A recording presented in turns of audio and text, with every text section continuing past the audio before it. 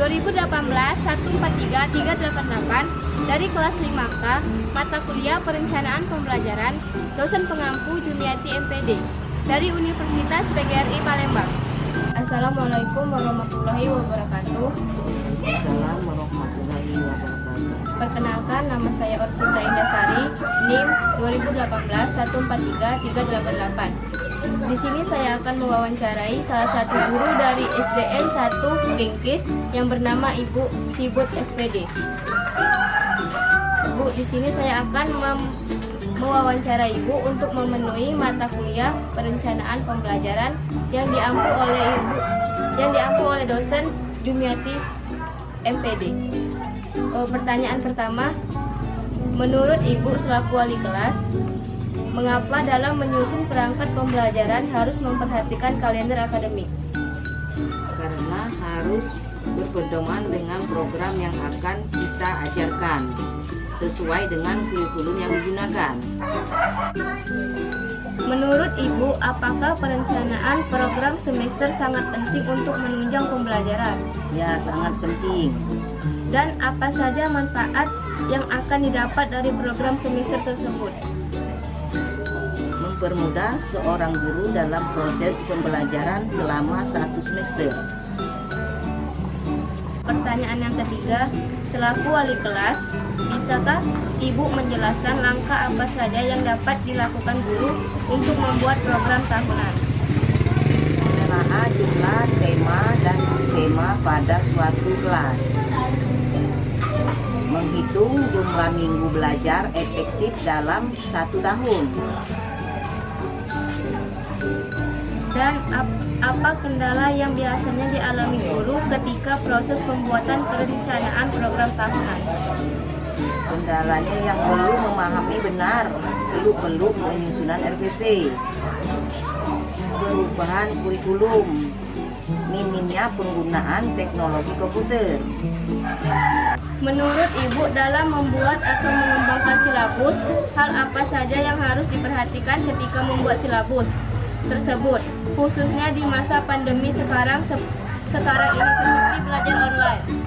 Biasanya memperhatikan kompetensi silabus, pemetaan, dan kompetensi dasar dan melakukan materi, menentukan materi, merancang kegiatan pembelajaran, menentukan indikator pencapaian agar lebih mudah merancang penilaian selanjutnya, menentukan jenis penilaian, menentukan alokasi waktu, dan juga menentukan sumber belajar yang digunakan.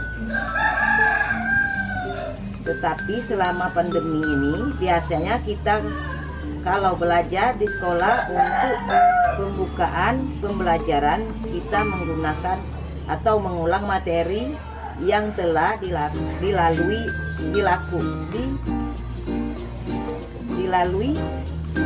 berdoa, tanya jawab, dan berdoa tetap pada masa pandemi ini karena belajarnya online. Pertanyaan yang kelima, apakah Ibu selalu mempersiapkan RPP sebelum mengajar? Iya. Dan mengapa RPP itu sangat berperan penting dalam suatu proses pembelajaran?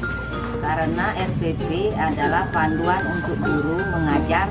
Tanpa RPP, guru kesulitan dalam menyampaikan materi. Menurut Ibu selaku wali kelas, faktor pendukung apa saja yang harus diperhatikan guru dalam membuat tujuan pembelajaran agar sejalan dengan RPP yang dibuat? Faktornya untuk mencari informasi dari peserta didik, menanyakan materi yang telah dijelaskan sebelumnya, berdiskusi dan presentasi peserta didik pada proses pembelajaran yang akan dilaksanakan selanjutnya, dan juga harus menggunakan media, alat peraga, buku panduan, dan kesiapan siswa. Bagaimana cara seorang guru mencapai tujuan pembelajaran tersebut? Kita sebagai guru harus menguasai materi agar tujuan pembelajaran tercapai. Menurut Ibu, seberapa pentingkah pemilihan atau penggunaan pendekatan, metode, model pembelajaran di sekolah dasar? Sangat penting.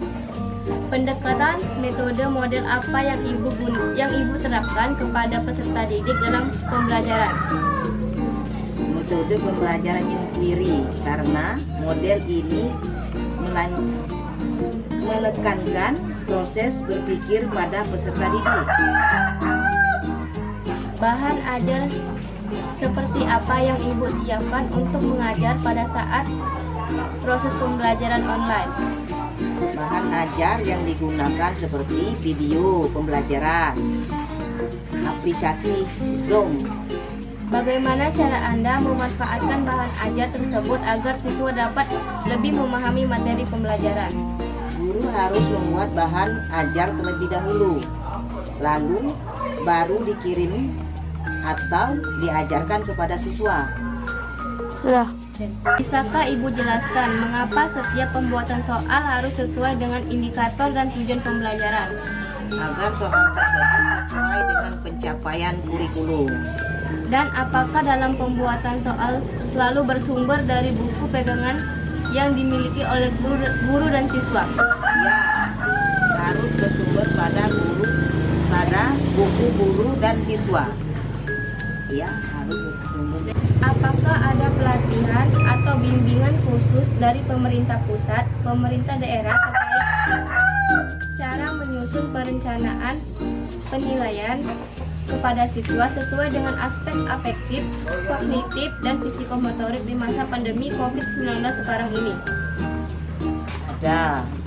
Pada saat pandemi sekarang, penilaian yang dilakukan tidak dipaksakan, dan juga biasanya kami para guru melaksanakan rapat di akhir rapat aplikasi Zoom untuk membahas cara mengajar siswa, menilai siswa dengan baik selama pandemi.